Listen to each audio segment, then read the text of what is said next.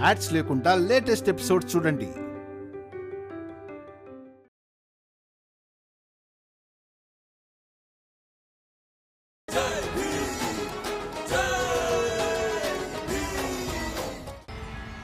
పోయినసారి తను ఇంటి పని మొత్తం ఒకేసారి చేయడానికి ప్రయత్నించినప్పుడు తన ఆరోగ్యం దెబ్బతిన్నదా లేదా?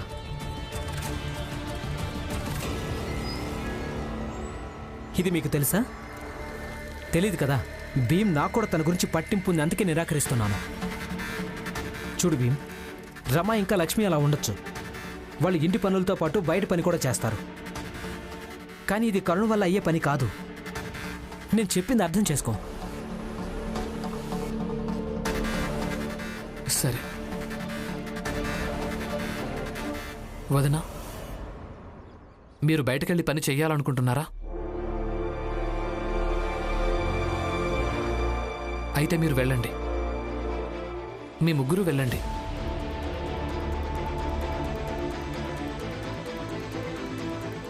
కరుణ, బాలా అన్నయ్య, మీరు ఆపటం వల్ల వాళ్ళు ఆగిపోరు. వాళ్ళను వెళ్ళనివ్వండి. ఇక వదన బయటకెళ్ళి ఈరోజు వరకు ఎప్పుడూ పని చెయ్యలేదనటం గురించి అంటారా? ఈరోజు చేస్తుందిగా. ఒక కొత్త ప్రారంభం అవుతుందేమో ఎవరికి తెలుసు. తర్వాత ఏం జరుగుతుందో చూద్దాం.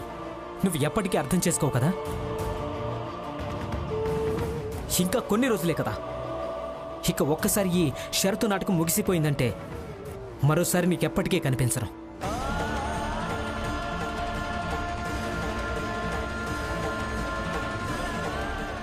నేను బయలుదేరుతాను.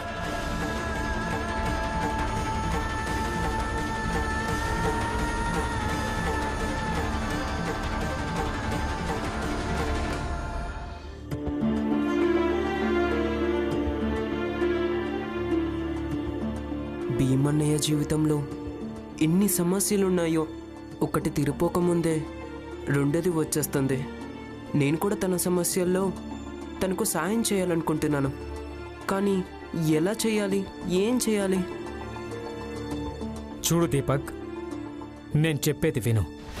నువ్వు ఎప్పుడు భీమ్లాగే ఇలా చదువుతూ ఉన్నావంటే ఇలాగే ఆందోళన పడుతూ ఉంటావు. అందుకే నేను చెప్పింది అర్థం చేసుకో. అలాగే ఈ చదువు విషయాన్ని పట్టించుకోకు. అర్థమైందా? ఒకే మాట ఎన్నిసార్లు చెప్తారు బాబాయ్? ఒకసారి నేను చదువు వదిలేసి అగ్రిమెంట్ కూలీగా మారడానికి సిద్ధపడ్డాను. కానీ ప్రతిసారి నేను మీ మాట విని నేను చదువు మానేసి భీమన్నయ్యకు వ్యతిరేకంగా మాట్లాడతానా? సరే అయితే చూద్దాంలే. కానీ ఆలోచించుకో, తర్వాత చాలా పశ్చాత్తాపడతావు. మీరు మీ సంగతి చూసుకోండి బాబాయ్. నేను భీమన్నయ్య చూపించే మార్గంలోనే వెళ్తాను.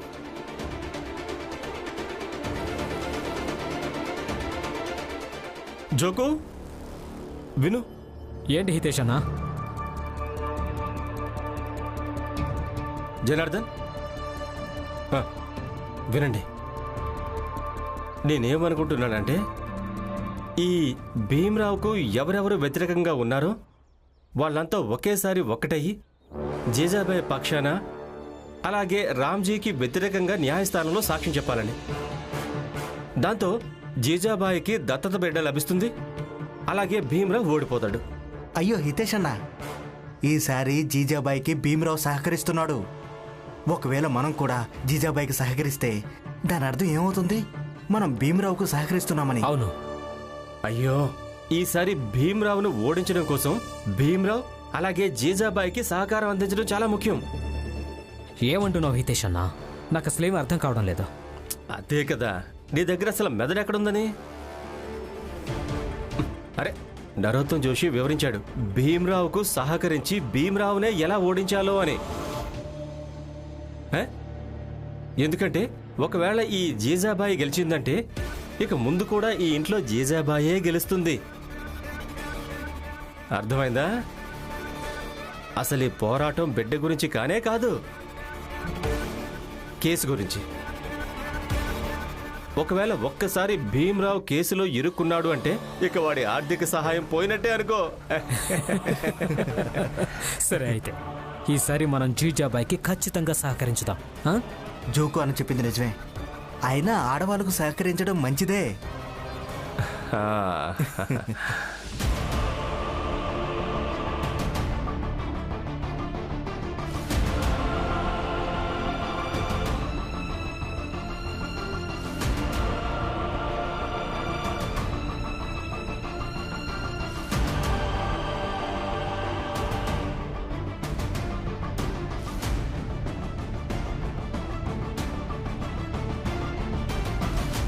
రా భీమరావు, నువ్వు మీ ఇంట్లో నన్ను అవమానించబడకుండా కాపాడావు.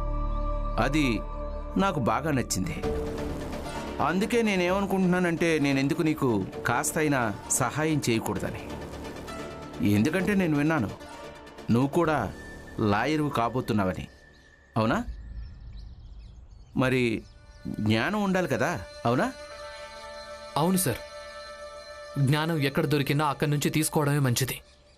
ఒకవేళ మీరు ఏమైనా అనుకూలమైన విషయాలు చెప్తే నేను అవి కూడా తప్పకుండా నేర్చుకుంటాను. చెప్పండి. బాగుంది.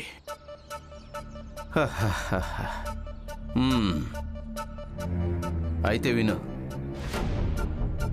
ఏర్పాట్లు అన్నిటికంటే ముఖ్యమైనవి.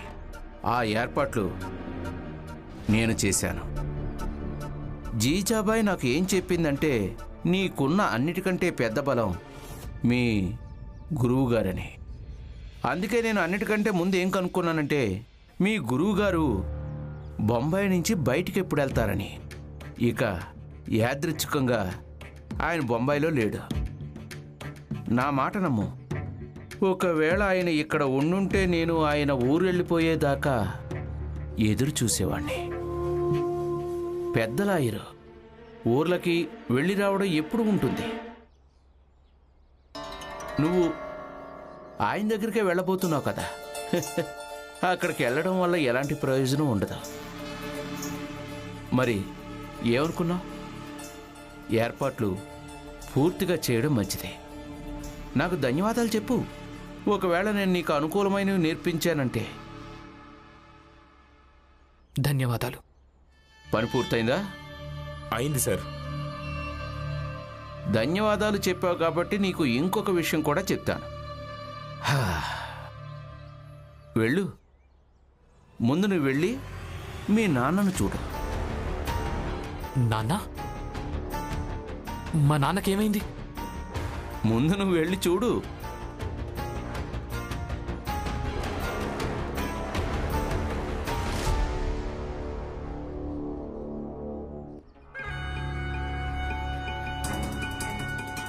పాపం రామ్జీ.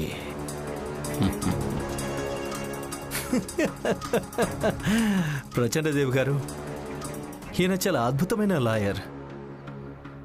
ఈయన భీమ్రావు కుటుంబం మొత్తాన్ని చాలా బాగా నాశనం చెయ్యగలడు. వెళ్ళండి ఇక్కడి నుంచి. మీరందరూ ఇక్కడి నుంచి వెళ్ళండి. మీకు వినిపించడం లేదా? ఇక్కడి నుంచి వెళ్ళండి. ఎందుకు వెళ్ళాలి? రామ్జీ, మేము సమాజంలో స్త్రీల దశను మార్చడానికి ప్రయత్నం చేస్తున్నాము. ఇక మీ బస్తీలో ఒక స్త్రీ విషయంలో అన్యాయం జరిగింది. అందుకే మేమంతా ఇక్కడికి వచ్చాము. ఎలాంటి అన్యాయం జరగలేదు. జరిగింది. కేసు పెట్టడంతో మాకు మొత్తం తెలిసిపోయింది. ఇక అప్పుడే మేము న్యాయం జరిపించడం కోసం బయలుదేరతాం. మీరు ఆవిడ మాట విని బిడ్డను దత్తత తీసుకోక తప్పదు. అలా ఎప్పటికీ జరగదు. ఎప్పటికీ జరగదు. మొత్తం ప్రపంచమే నాకు చెప్పినా సరే నేను బిడ్డను దత్తత తీసుకోవడం మంచిదైనా సరే నేను తీసుకోను. తీసుకోనంటే తీసుకోను. అయితే మీరు తప్పు చేస్తున్నారు. అయితే మీ మొహం మొత్తం ప్రపంచం ముందుకు వచ్చి తీరాల్సిందే. ఒకవేళ మీకు తప్పు చేస్తారనిపిస్తే తప్పే చేస్తారనుకోండి. మీరు ఎందుకు వెంటబడుతున్నారు? వదలండి నన్ను. నేను చెప్పేది వినండి. నా మాట వినండి. వదలండి, ఆయన వదలండి. అన్నయ్య, ఏం చేస్తున్నారు మీరు?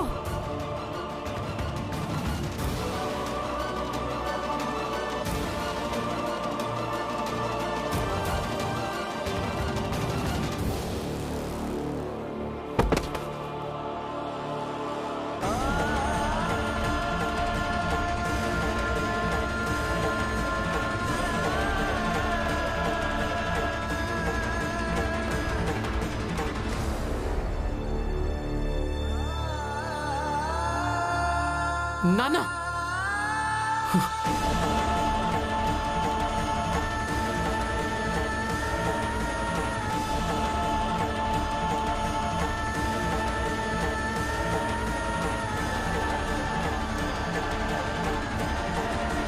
ఇక చాలా ఆపండి. అందరూ ఇక్కడి నుంచి వెళ్ళిపోండి. మీరు కూడా అక్కడికి వెళ్ళి నిలబడండి. అన్నయ్య, మీకేం కాలేదు కదా? లేవండి నాన్న, రండి. లేవండి, లేవండి.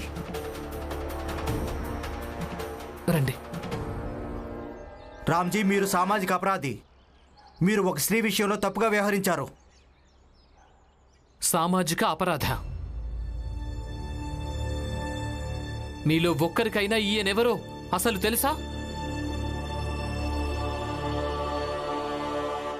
ఈయన ఏ రామ్జీ సక్పాల్ అంటే ఈయన నమ్మకం ఏంటంటే భార్యాభర్తల బంధం స్నేహంలాగా ఉండటం మంచిదని.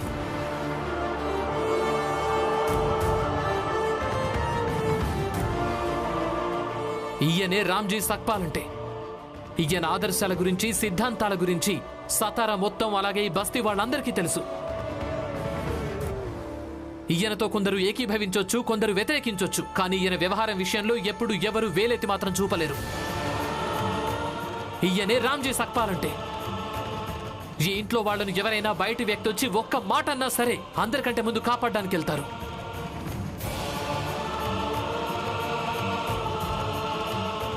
ఈయనే రామ్జీ సక్పాల్ అంటే. ఈయన కేవలం తన కొడుకులకు మాత్రమే నేర్పించలేదు, మా జాతిలోని ప్రతి వ్యక్తి తలెత్తుకుని బతకటం మంచిది అని తన కూతుళ్లకు కూడా ఆత్మవిశ్వాసంతో ఉండడం నేర్పించారు ఈయన.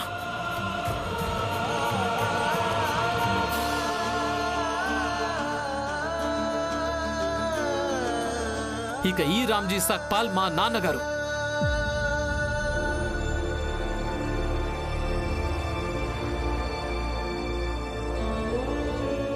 ఇప్పుడు తెలిసిందా రామ్జీ సక్పాల్ గారంటే ఎవరో? ఇక ఇక్కడి నుంచి వెళ్ళిపోండి. మేమెక్కడికి వెళ్ళము. ఈయన ఏ రామ్జీ సక్పాల్ అయినా సరే, కానీ మేము మా పని చేయడానికే ఇక్కడికి వచ్చాము. ఆ పని అయ్యాకే వెళ్తాము. అయితే చెయ్యండి, మీరేం చేస్తారో చెయ్యండి, కానీ మా నాన్నకు ఎలాంటి కష్టం కలగడానికి వీల్లేదు. ఒకవేళ అలా జరిగిందో మీలో ఒక్కొక్కరికి నేను స్వయంగా పోలీస్ స్టేషన్ దారి చూపిస్తాను. వెళ్ళండి ఇక్కడి నుంచి.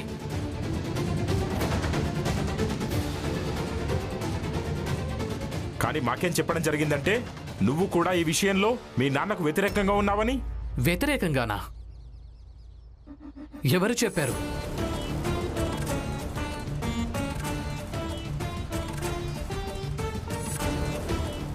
అవును, మా ఇద్దరి మధ్య అభిప్రాయ భేదాలున్నాయి. అభిప్రాయాల పరంగా నేను మా నాన్నతో ఏకీభవించొచ్చు లేదా వ్యతిరేకించొచ్చు, కానీ ఈ భీమ్రావు తన నాన్నకు వ్యతిరేకంగా ఎప్పటికీ నిలబడలేడు.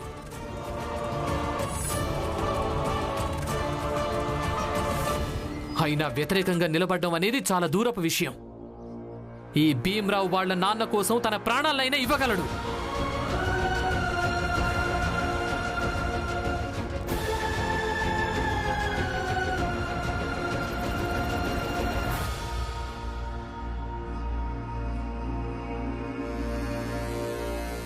ఇప్పుడుంటుంది చూడు భీమ్రావ్.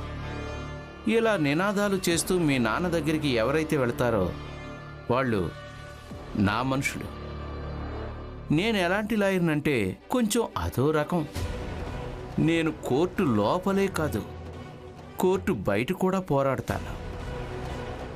ఈ పోరాటంలో మీ తండ్రి కొడుకులిద్దరూ పూర్తిగా నలిగిపోతారు, ముక్కలైపోతారు. అలాగే మీరు ఎప్పటికీ శాశ్వతంగా బలహీనులైపోతారు. నేను అలా చేస్తాను. నేనేమన్నాను మీ అందరికీ వినిపించలేదా?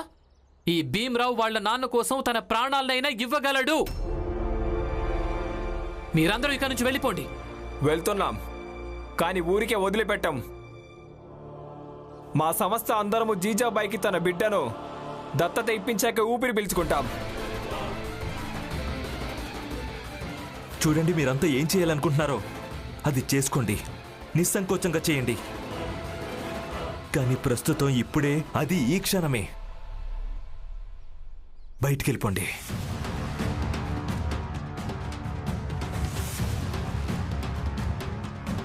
లేదంటే చాలా చెడు జరుగుతుంది.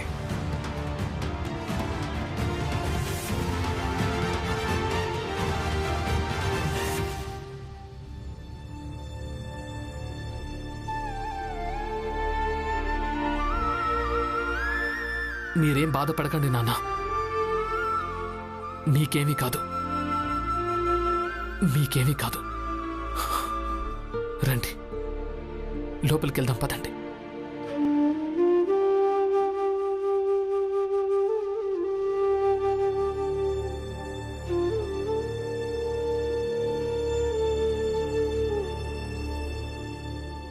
ఆగండి నాన్న.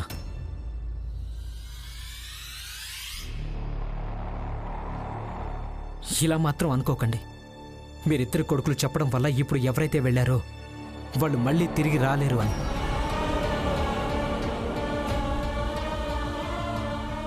నాన్న, నేను చెప్పేది వినండి. ఒకవేళ మీకు ఈ కోర్టు వాదనలు, సామాజిక సంస్థ, అలాగే వీళ్ళ రోజు నాటకాల నుంచి తప్పించుకోవాలనుకుంటే అమ్మ చెప్పిన మాట వినండి. నాన్న, ఇప్పుడు ఈ సమయంలో మీరు ఎవరి మాటల్ని కూడా పట్టించుకోవాల్సిన అవసరం లేదు. లోపలికి పదండి. భీమ్,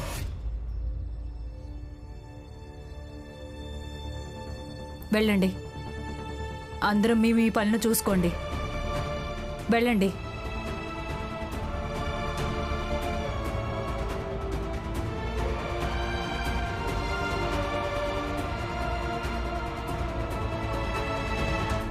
బాలానయ్య, కనీసం సమయం చూసైనా మాట్లాడడం మంచిది.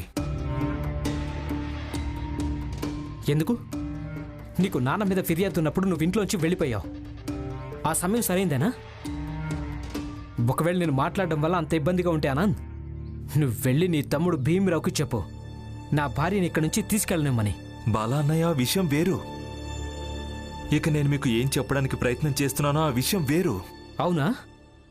ఇప్పుడు నువ్వు కూడా నాకు చెప్తావా? నువ్వు మీ అన్నయ్య కంటే ఎక్కువ తెలివైన వాడు నీకు కూడా అనిపించడం మొదలైందా? కాదు బాలాన్నయ్య. చాలా ఆనంద్, నువ్వు నాతో ఇంక వాదించుకో. ఇక వెళ్ళి నీ పని చూసుకో. నా పని నన్ను చేసుకొని పో. వెళ్ళి ఇక్కడి నుంచి.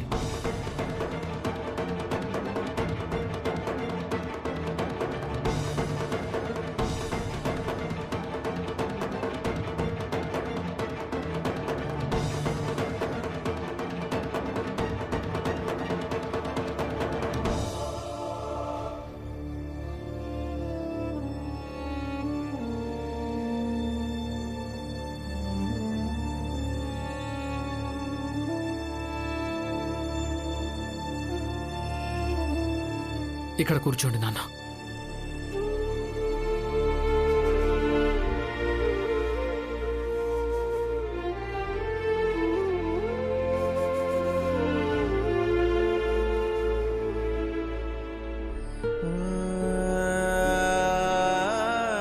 నేను మంచినీళ్ళు తీసుకొస్తాను.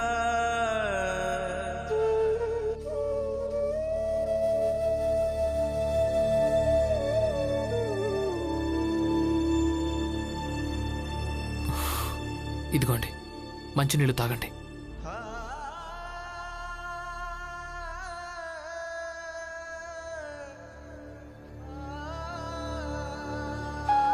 ఇక మీరు బాధపడకండి.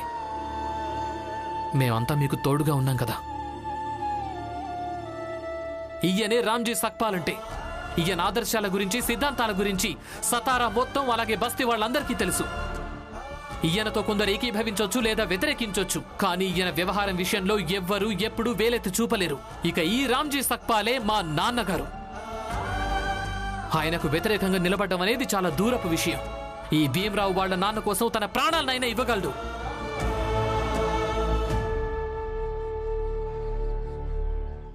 చూడు భీమ్, ఇప్పుడు నువ్వు పెద్దవాడివైపోయావు. ఈ రోజు వరకు నేను నీకు రక్షణ కవచాన్ని, కానీ ఈరోజు నువ్వు నా ఎదురుగా రక్షణ కవచంగా మారి నిలబడ్డావు.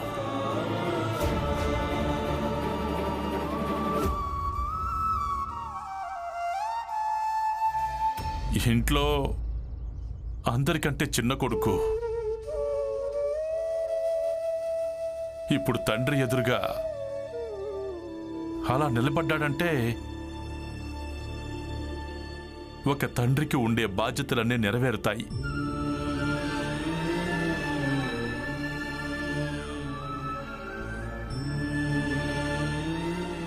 లేదు నాన్న,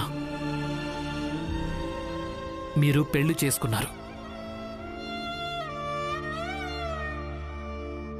ఆవిడ విషయంలో మీకు ఇప్పటికీ బాధ్యతలున్నాయి. పిరికివాణ్ణి అనుకో.